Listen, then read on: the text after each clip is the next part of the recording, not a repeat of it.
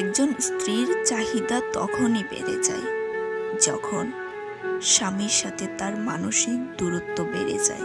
তখন সে শাড়ি, গহনা, দামি জিনিসের প্রতি ভালো লাগা খুঁজে পায়। স্ত্রী হচ্ছে মাটির মতো, আর ভালোবাসা হলো জল।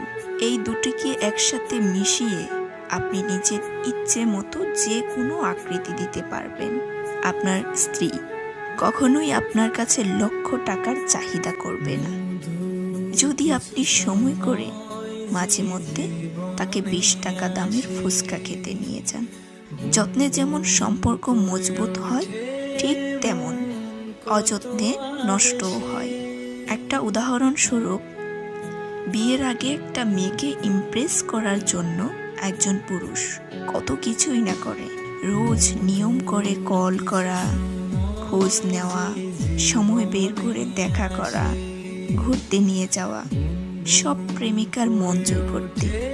কিন্তু ঘরের বউ যে দিনরাত আপনার, তারপর পরিবারের আর সন্তানের সেবায় ব্যস্ত, তার কি মন নেই? সেও একটু অবসর চায়, যে সময়টা আপনাকে নিয়ে কাটাবে, কিন্তু সে এগুলো থেকে বঞ্চিত।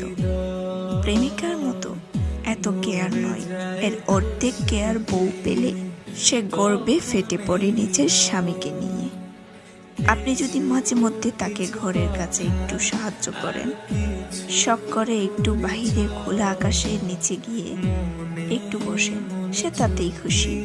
মাঝে মধ্যে একটু ভালোবাসা প্রকাশ করেন, সে তাতেই খুশি। তাহলে আর তাকে লক্ষ টাকার গহনা দিতে হবে না। তখন সে সারাদিন কাজ করেও ক্লান্ত হবে না, শত কষ্ট তার আর মনে থাকবে না। নারী আটকায় ভালোবাসায়, যত্নে, সম্মানে, মায়ায়। নারীদের লক্ষ টাকার গহনা যতটা না খুশি করতে পারে, তার চেয়েও 1000 গুণ আনন্দ দেয় স্বামীর একটু পাগলামি, একটু কেয়ার, 20 টাকা দামের একটা আইসক্রিম অথবা ফুচকায়। ভালোবাসা সবসময় দামি জিনিসে লুকিয়ে থাকে না। হ্যাঁ, নারীদের মন ভীষণ ছেলে মানুষই।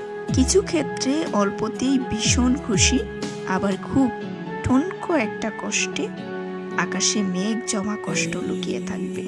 মেয়েদের একটু বুঝতে পারলে, একটু মানিয়ে নিতে পারলে জীবনে কখনো সুখের অভাব হবে না।